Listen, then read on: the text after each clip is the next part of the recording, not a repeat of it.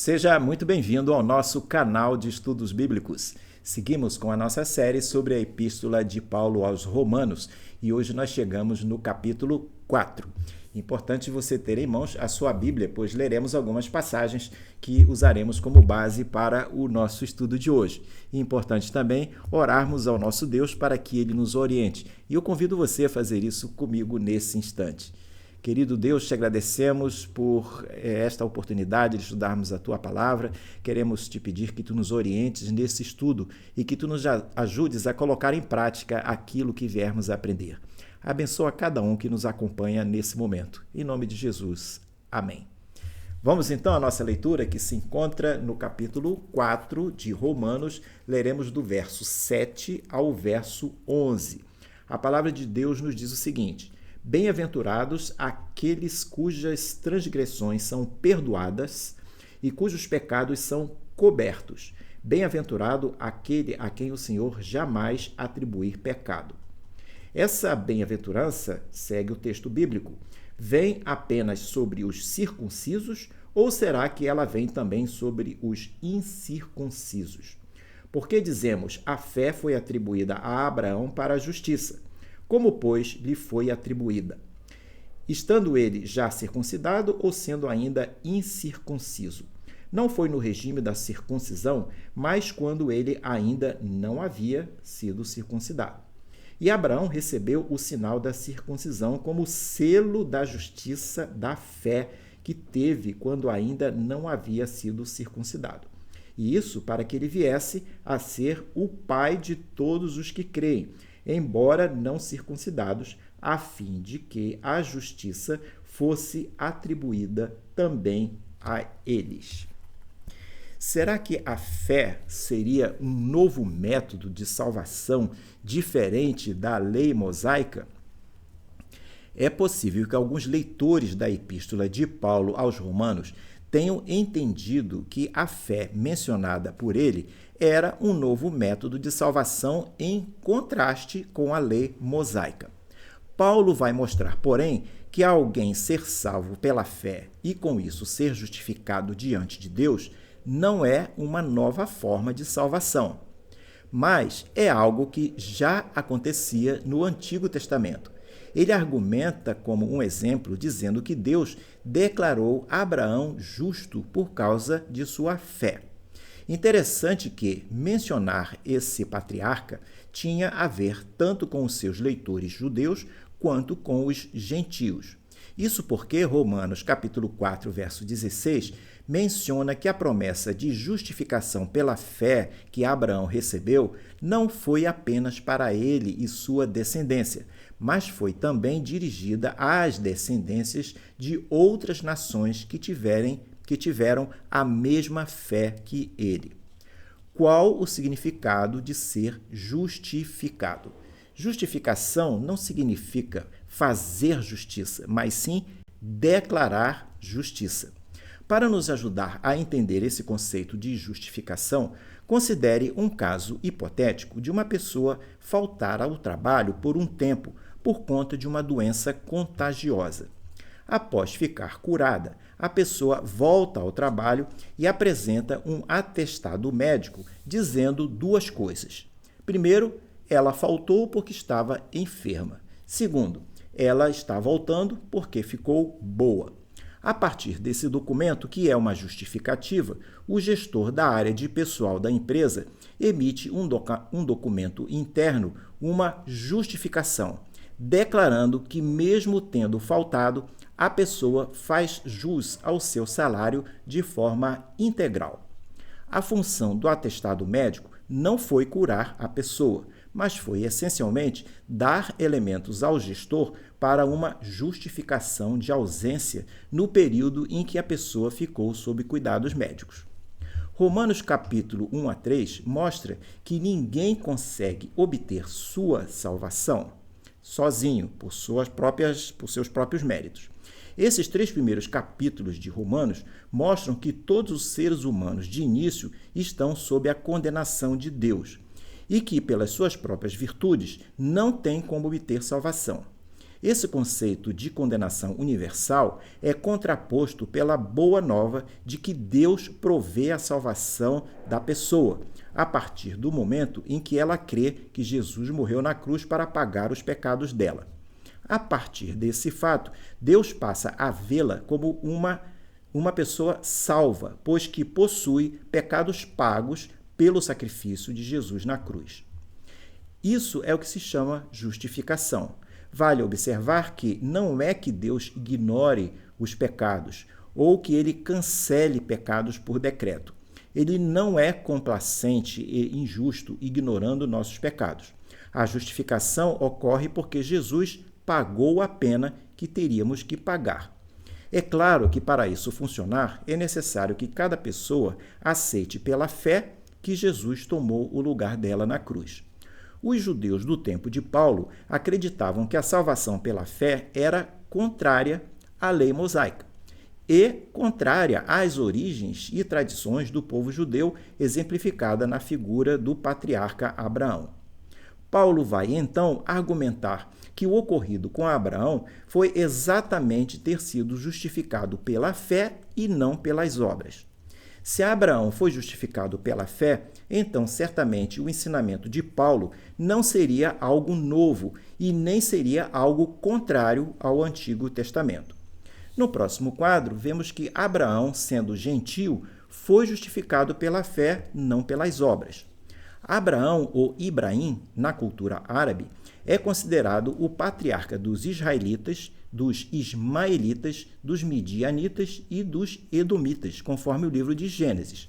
A Bíblia relata que Deus o chamou para que deixasse sua parentela e sua terra em Ur dos Caldeus, seguindo para uma terra que Deus lhe mostraria. Isso aparece lá em Gênesis, capítulo 12, verso 1 a 3. E esse texto diz o seguinte: o Senhor disse a Abraão: saia da sua terra, da sua parentela e da casa de seu pai, e vá para a terra que lhe mostrarei.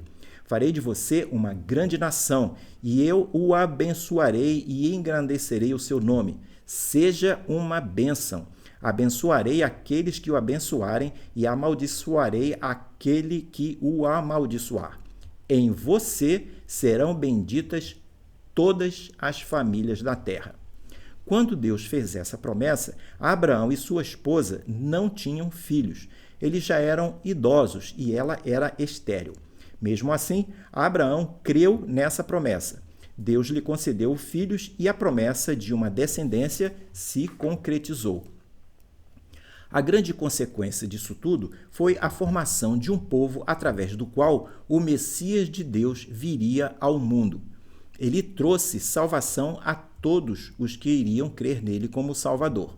Com isso, a descendência de Abraão extrapolou o conceito étnico, pois que outro povo se formou, um novo Israel espiritual constituído de todos os que aceitaram Jesus como Messias Salvador.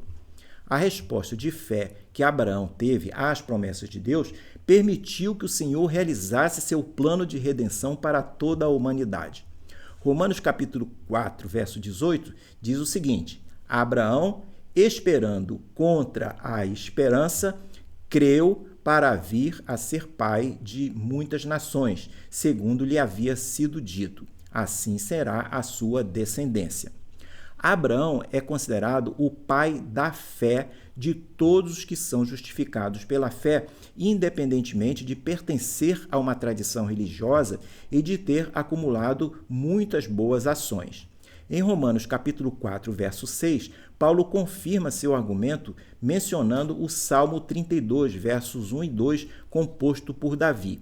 Esse salmo declara que aquele a quem Deus atribui justiça, independentemente de obras, é bem-aventurado.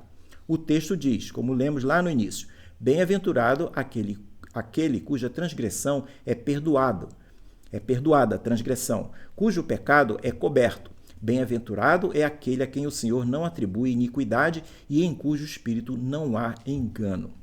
O que podemos tirar para nós aqui é que, desde o Antigo Testamento, nossos pecados, de alguma forma, podem ser resolvidos, se tivermos fé e confiarmos nas promessas de redenção que Deus tem para nós.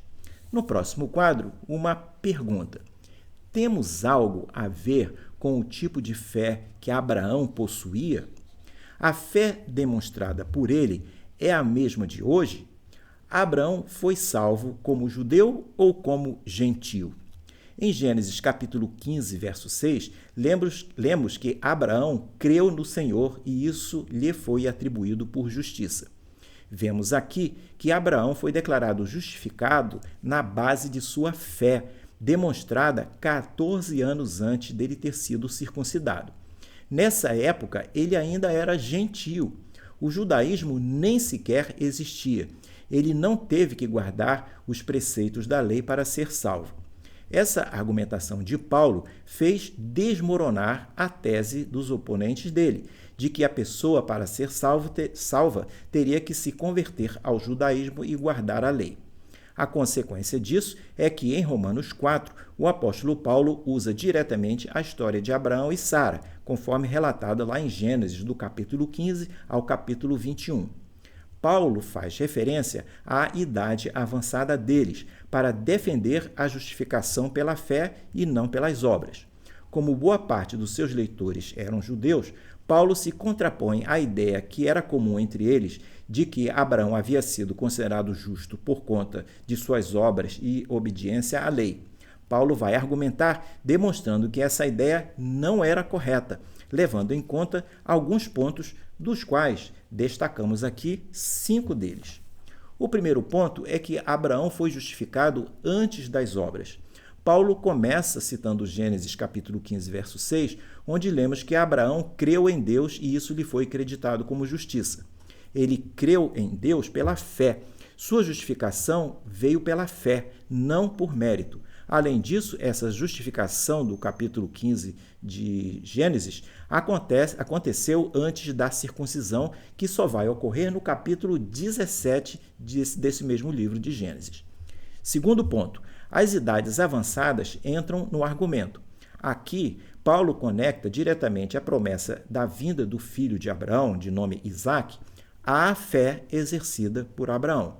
Paulo afirma que, ao tempo em que recebeu essa promessa de Deus, o patriarca reconheceu que seu corpo estava amortecido, conforme a linguagem usada no verso 19, pois ele estava com 100 anos de idade. Além disso, sua mulher, Sara, estava com 90 anos e não mais podia gerar filhos.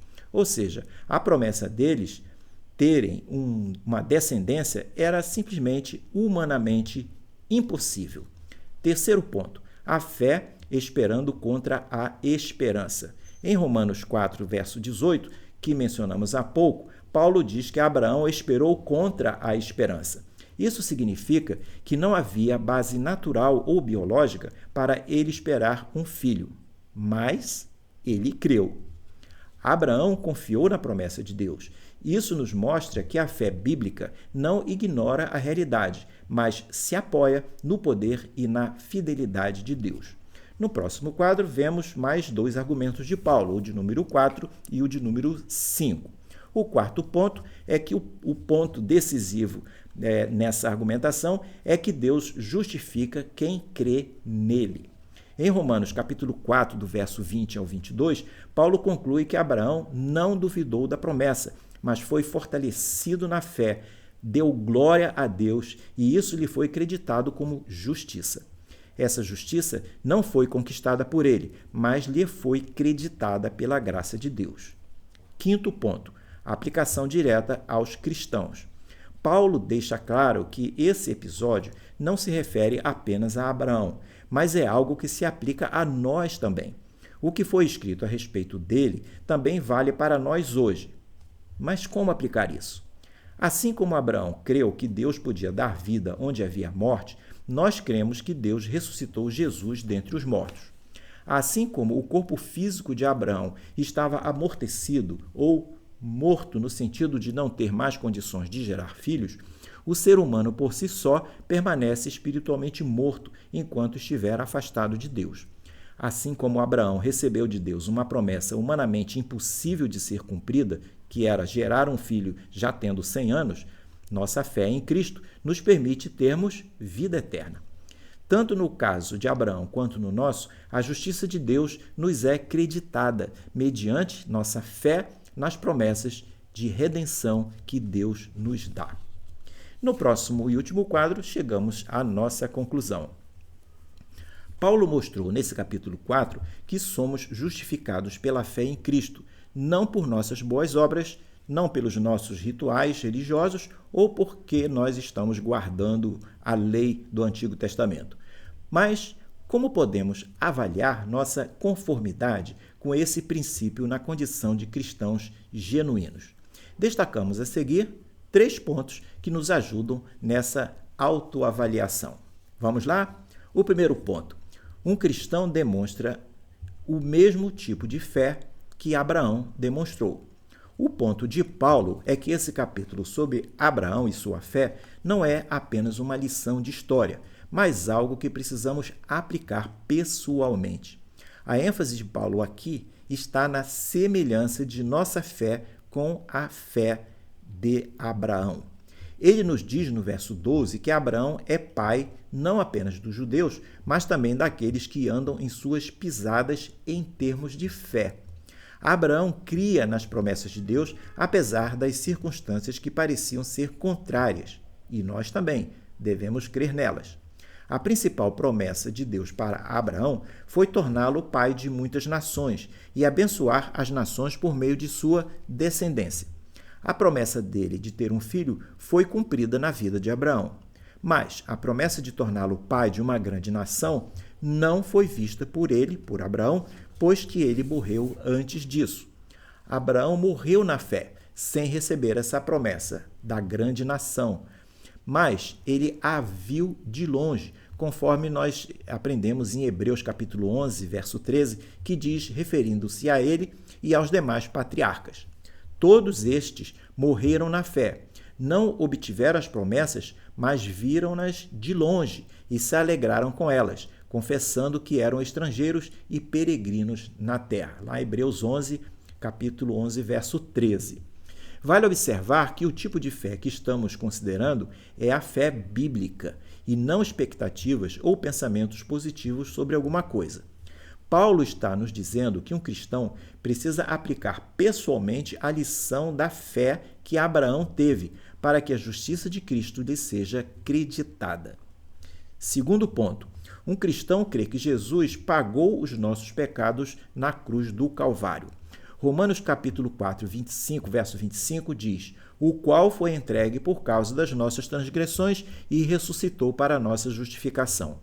O ponto é que nossa salvação, que tem como base a morte de Jesus na cruz, não foi um momento infeliz da história em que homens maus mataram um inocente contra sua vontade. Embora eles fossem responsáveis por seus pecados, a crucificação de Jesus foi parte do plano predefinido de Deus.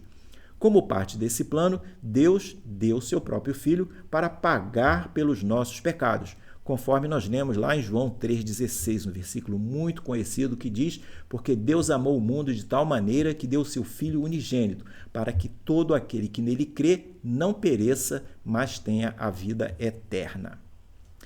Terceiro ponto. Ele, o cristão, crê que Deus ressuscitou Jesus dos mortos para confirmar nossa justificação. Em Romanos capítulo 4, versos 23 e 24, Paulo enfatiza que a ressurreição de Jesus foi essencial para a nossa justificação. Ele argumenta lá em 1 Coríntios 15, 16 e 17, que a ressurreição corpórea ou física de Jesus é central para a nossa fé e para o nosso perdão. Nessa carta de 1 Coríntios, ele diz: se Cristo não ressuscitou, é vã a fé que vocês têm, e vocês ainda permanecem nos seus pecados. Jesus morreu na cruz como consequência do nosso pecado, mas foi ressuscitado para que nossa justificação fosse plenamente autenticada e permanecesse válida para sempre. Podemos concluir que o cristão crente genuíno é uma pessoa que crê que Deus entregou Jesus para pagar nossos pecados e crê que Deus o ressuscitou para confirmar nossa justificação. Você crê que a salvação é por meio da fé em Cristo Jesus? ou ainda está naquele grupo que acha que sua herança espiritual ou religiosa, a sua tradição, a tradição que você segue, ou as obras que você faz, é que vão levá-lo à salvação. Ficamos hoje por aqui, espero que você tenha gostado desse estudo, dessa reflexão. No próximo quadro, você pode ver o panorama dessa sequência de estudos sobre a Epístola de Paulo aos Romanos. Deixo com você um grande abraço e espero vê-lo numa próxima oportunidade. Até lá!